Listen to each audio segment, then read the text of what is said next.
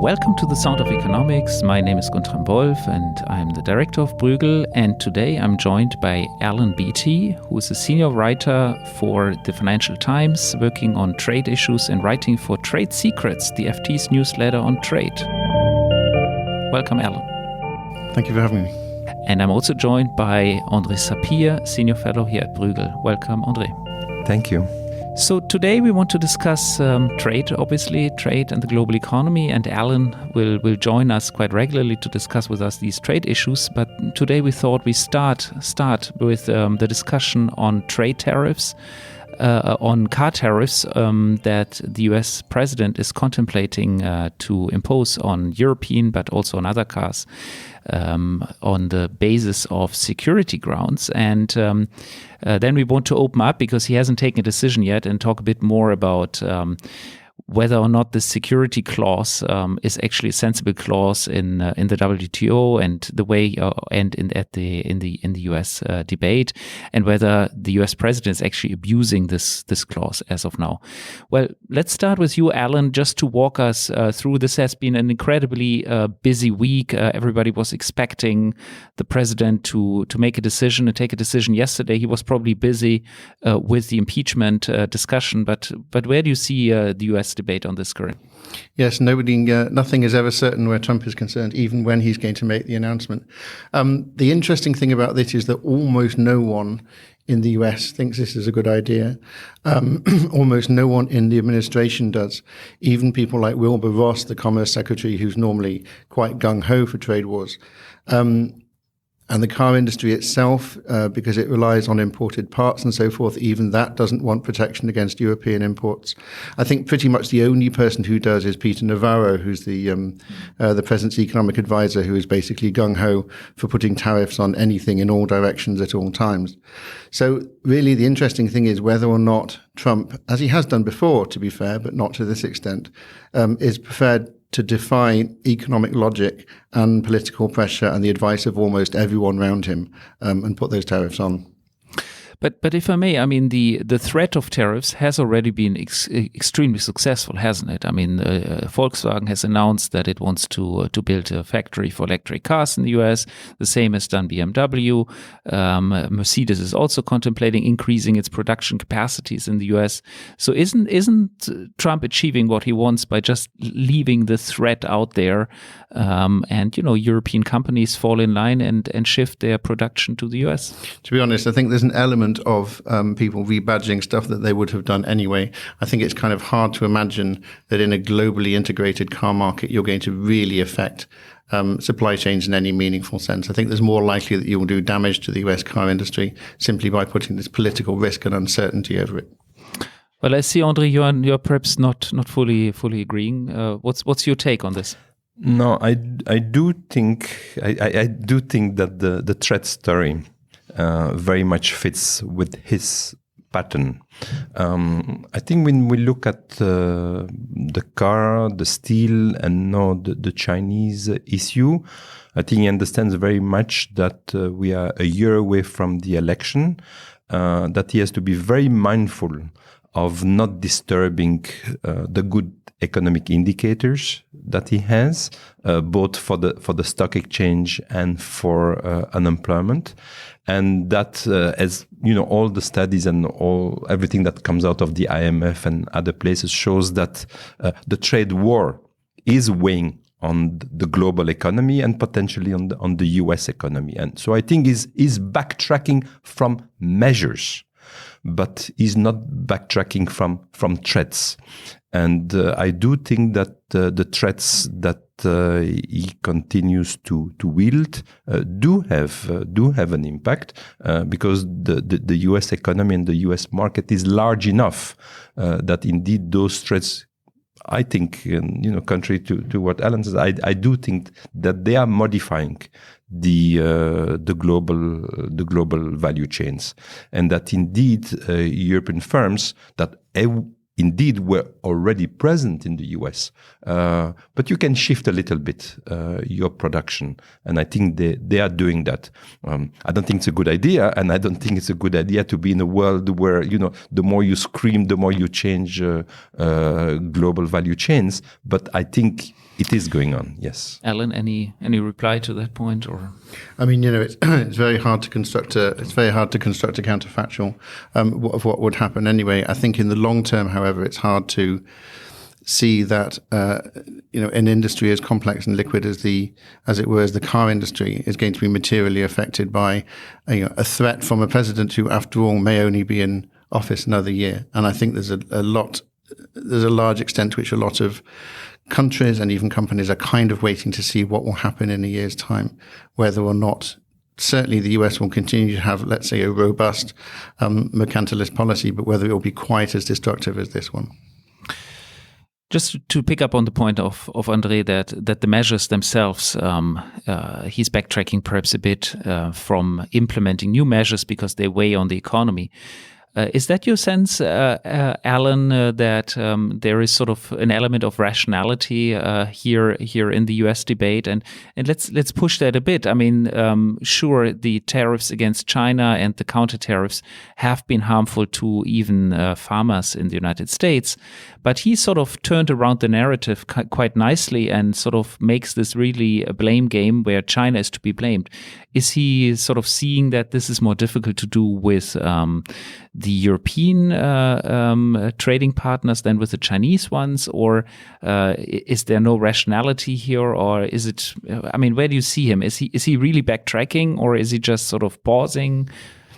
I think it's always difficult to look for rationality in Donald Trump, because every time he makes a decision, there are so many possible factors that the decision, as it were, overdetermined. You can always point at one and say, oh, he's making the decision for that reason. And then when the next decision comes, it turns out he's not responding to that. It was always said that he was obsessed with the S&P and that his decisions went up and down with the S&P. But then that proved not to be true, because he was quite happy to take decisions that knocked the stock market down. It's always said he's obsessed with the elections, but then he took decisions not far before the midterms, which were damaging to the economy, and the narrative I hear now is he's a deal maker. What he wants to do is present the American people with a whole bunch of deals before the next election. Now, that is consistent with the current set of policies. Certainly, he's agreeing a very weak deal with China to buy some kind of peace. He's got a rather weak deal or rather weak conversation with the EU about liberalization and tariffs, which is not really going to produce anything before the election, but which he can portray as a deal. However, I think it would be very foolish for anyone to rely on this as a predictor of what he's actually going to do over the next 12 months, because he's just shown over the last 3 years that he doesn't have a stable reaction function. You can't actually predict what he's going to do based on any kind of normal, set of motives and factors. Okay, so a very unpredictable US president, but let's talk a bit about the more technical question, which is why he's using national security and how does it work? I mean, is a car a national security threat? It's difficult to understand that. The same with steel. I mean, he used national security as an argument to put a tariff on steel. That's very, very difficult to understand. But can you just explain why that clause was used? And on Pips, Andre, you want to start kicking us off on that? Why is that the right? Why legally is that the way he has chosen to go about? Okay, I think we should start by making a distinction between the national security clause in U.S. law and national security in the WTO. So there is a clause in both. And he has used the national security clause in US law for steel and for the car. And that means that, in fact, the president requested from the Department of Commerce to launch an investigation as to whether or not there may be a national security problem. Was the steel industry dwindling to such an extent that it was posing a national security threat to the United States? Likewise for the car industry.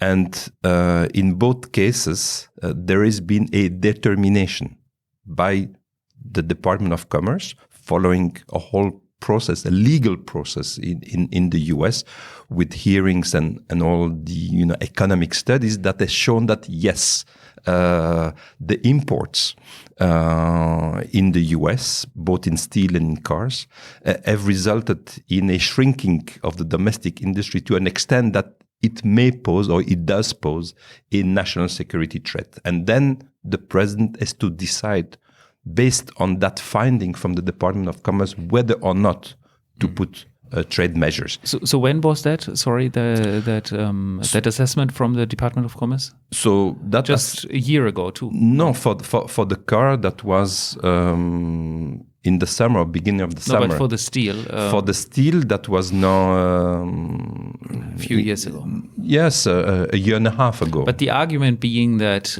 if you don't have domestic steel production, you can't build your tanks anymore. Or exactly. Okay. Right. Okay. And they determine actually what is the capacity that the U.S. industry should have in order to be viable from a national security viewpoint, and that it had fallen below that.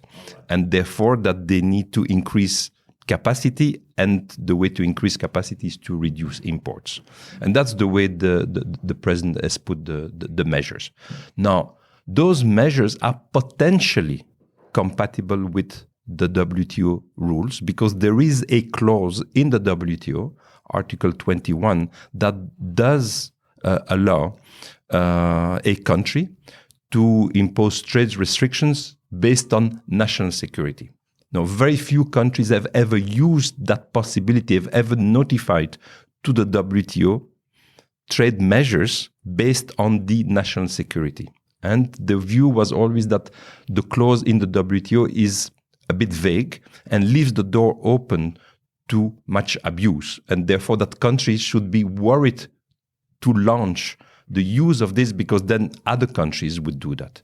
And indeed, when the US did, and it had been used very, very rarely in the past. So when President Trump decided to use that clause and to put the steel tariff, obviously everybody was very, very worried that, the US is doing that. There may be other cases as now coming with cars, and then other countries may also start to abuse, in a sense, the system and say, well, we need to put measures based on national security, and what exactly is national security, and would the WTO judges, if it came to that, would they have the courage to take on the case, or would they say, well, national security, yes, it's there, but who are we, the judges of the WTO, to decide that something is or not in a national security? So it was viewed as opening really a can of worms that once opened, you would not be able to close, and it would spill over. So that's what happened with steel, and that has been the worry with the cars, apart from the measures themselves. And then we can discuss, and we are going to do this in a moment, what have been the consequences. And what can be done about it. And what can be done, Yes. and what has happened in Geneva, and how countries have reacted to the measures which the US has taken in the case of steel, so far only, not for cars yet, based on the national security, both the US clause and the WTO clause. Alan, what can be done and should be done about it, both in Geneva but also, of course, here in Brussels? Well, first of all, can I just say one of the main reasons in reality that Trump chose the national security route is that he can do it on his own. It's unilateral executive. If it comes to actually writing a trade deal, the US Congress has a huge amount of power, as he's discovered rewriting NAFTA. However, using national security is something that can be done just by the president. And although Congress has occasionally talked a good game about reining him in and not letting him use these powers, as usual, the Republicans in Congress have no spine, and they haven't done anything. Now, is it both houses in Congress, or?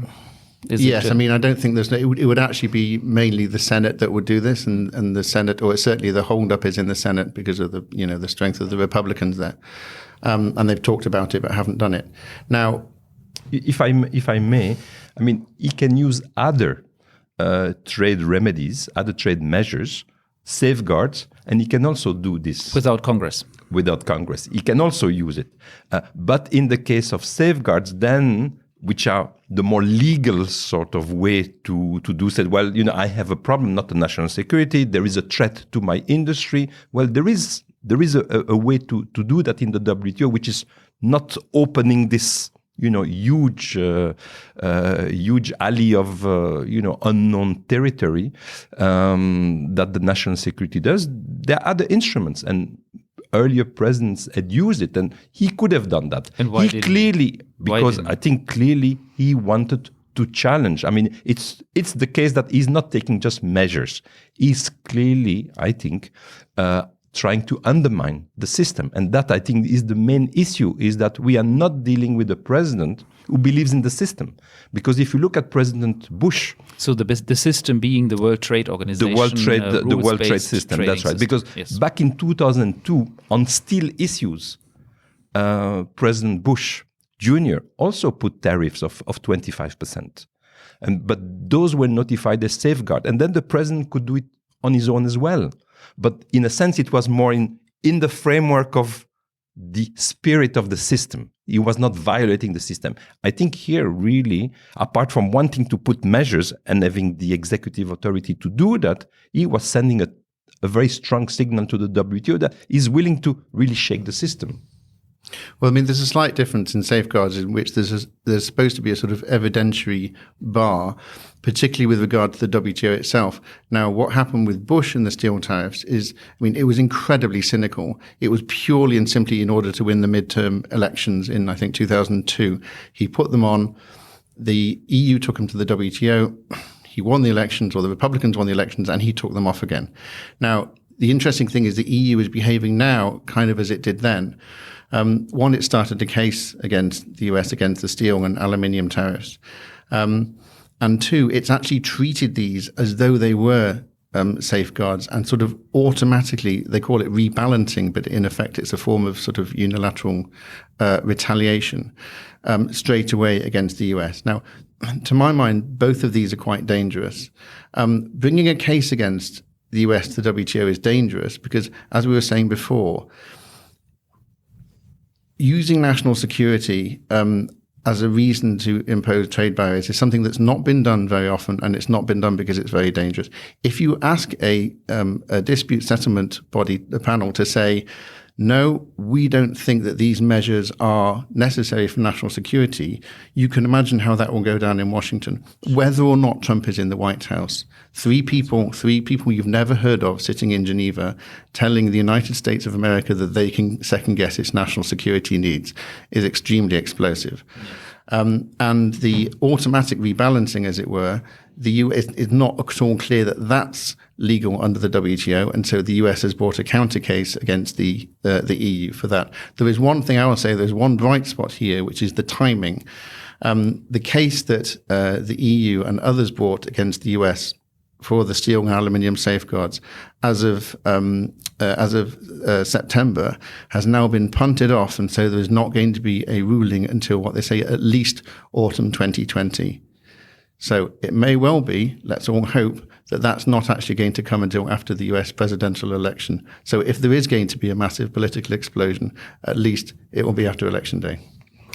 I mean, just to unpack that a little bit more. So the EU went to Geneva to challenge the imposition of tariffs on steel based on national security grounds, and in turn, you think that might be quite explosive because judges in Geneva should judge on national security. But the EU also actually imposed retaliatory tariffs. That's the famous Harley-Davidson that was sort of imposed a tariff on, which in a sense might also not be WTO compatible as a measure if the judges in Geneva were to find that this is actually a justified tariff or based on steel on security grounds. So why did the EU immediately react with retaliatory tariffs in this case? I think they felt they had to for political reasons, that they just couldn't sit there and see their own industries being hit. And I'm not sure I would have done this if I were the EU, or assuming I could have found the political space not to do it, as it were. I think the EU is kind of working off an old playbook. they're treating the US administration as they might have done previous administrations in some sort of rational game, as indeed they did the George W. Bush administration. You hit back, you take it to the WTO, you hope there's a conversation there, and you, as Andre absolutely accurately says, you hope that the administration doesn't actually want to blow up the WTO. Now, that's something you could have pretty much relied on in the case of George W. Bush. It's emphatically not anything you can rely on in the case of Donald Trump, which is why I, for one, think it's a dangerous route to go down. Was it a mistake, Andre, to impose retaliatory tariffs?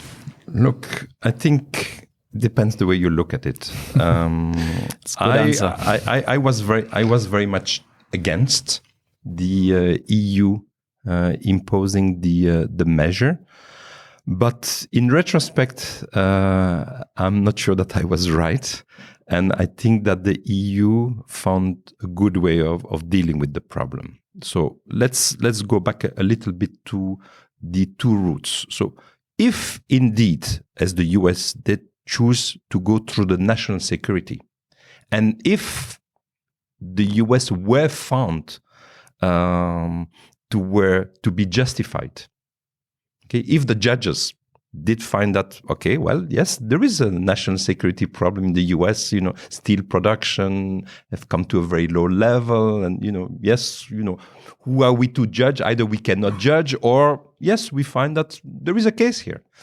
Then indeed, well, there's nothing you can do. There's nothing you can do. The only thing that the EU could do is start to wield the same instrument. And certainly the EU would not want to do that, because then the system is kaput completely. It's not just the US, then all the big players would start to use it, and the next day the system unravels. So the EU does not want to see the system unravel and could not have done anything. Okay. At the same time, I think the EU, like everybody else, made the judgment that this was not a genuine national security. Okay, so either it was just a protectionist of the same kind that Bush Jr. used back in 2002, or it was really trying to poke a hole at the WTO. And in both cases, the EU was worried that this case would lead to further cases on the part of the US, and therefore it needed to show to the US that it's willing to push back. So what the EU do? The EU said, well, your measures, they are really safeguard measures. You are calling them national security, but they are exactly the same measures that President Bush had put in place in 2002. No. When a country uses safeguards, it is entitled to retaliate, to have compensation. If the country, here the US, should have offered to the EU, said, well, we have a problem in steel, but because we have a problem in steel, we are going to put tariffs, but we are offering you something in another domain. There needs to be some kind of rebalancing. The US cannot use the safeguard or any other country without consulting with its partners. It cannot be unilateral. It needs to take the measure and then consult with others. Yeah, guys, I have a problem here. I'm putting measures on steel, but, I'm giving you something in another domain, agriculture or whatever. If the country, in this case the US, does not do that, then after 3 months, the EU would have been entitled to put in place retaliation, which is it did back in 2002. And so here the EU said, you're telling me it's national security, but my lawyers are telling me this is not national security. You're taking a safeguard. And therefore, I'm in the logic of safeguard. After 3 months, I did not receive compensation. Bang, I put measures. The US has disputed that. But in a sense, you can see also a deal to be found, right? We have put a case against the US on national security. They have put a case against us for using anti-safeguard measures in, not justified. Then you could see a deal made in Geneva or between Brussels and Washington. You drop your measures, I drop mine. So maybe it wasn't that idiotic a route to follow. So we talked steel, we talked cars, we talked national security. We haven't talked yet about airplanes and Boeing and Airbus and the decision by the WTO to give a case to the US in its claim against Airbus. Alan, do you want to walk us through that point? Because I think it's part of the wider big relation, transatlantic trade relation that we are currently discussing. Obviously, the big picture here is also that there has been some sort of an agreement to negotiate a new trade agreement between President Juncker and President Trump. That discussion is politely said not advancing a lot. But officially, there is still a discussion ongoing. So where do we stand in all of this? And perhaps we start off with the airplanes. With Airbus, but then zoom in, then broaden it up a little bit too. So Airbus Boeing is interesting, and it's sort of interesting it comes now because, in a sense, it's like sort of a different procedure. It's a whole series of litigation that goes back, I think, about 15 years. And I remember right at the beginning when I just actually started writing about trade, when the first cases were launched, and said, this is extraordinary. They're going to mediate this huge thing in the WTO.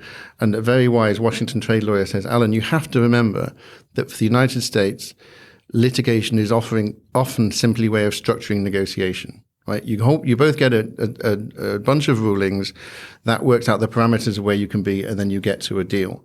Now, in one sense, it's unfortunate it's come up now when you have an administration that doesn't necessarily think in those multilateral ways. Nonetheless, I think it's the recent decision against the EU and the tariffs that the US are going to put on are actually part of a perfectly sort of rules-based system. The US didn't actually go over the top. It didn't retaliate as much as it might have done.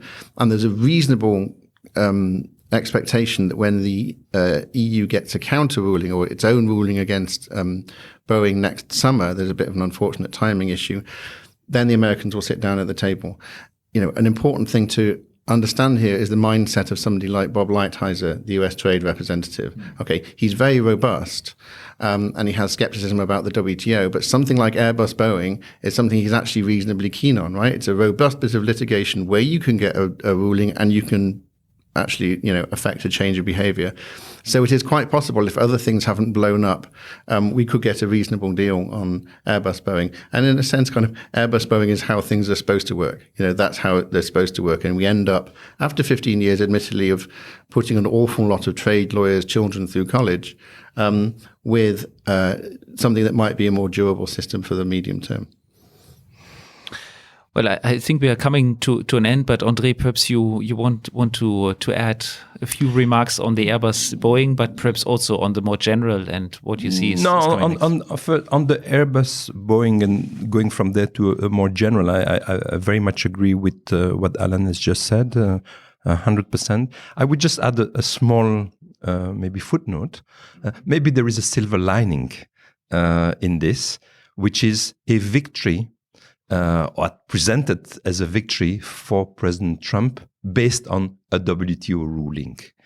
In a sense, maybe he can see that the WTO, on which is clearly a very skeptical, I think he's skeptical of anything multilateral, not just the WTO, but WTO being one of them, and having a system of dispute settlement and rulings that you have to abide to, is clearly skeptical of that. Maybe the fact that here he's gotten a victory in a sense, maybe in the narrative that helps him a little bit to tone down his anti-WTO system, and he has been saying completely wrong and completely false, a complete lie, you can say. He has been saying that, it's the first victory that the US got. As if it was his victory, that thanks to him, in a sense, he presenting that the WTO had to give it to him because he's such a great negotiator.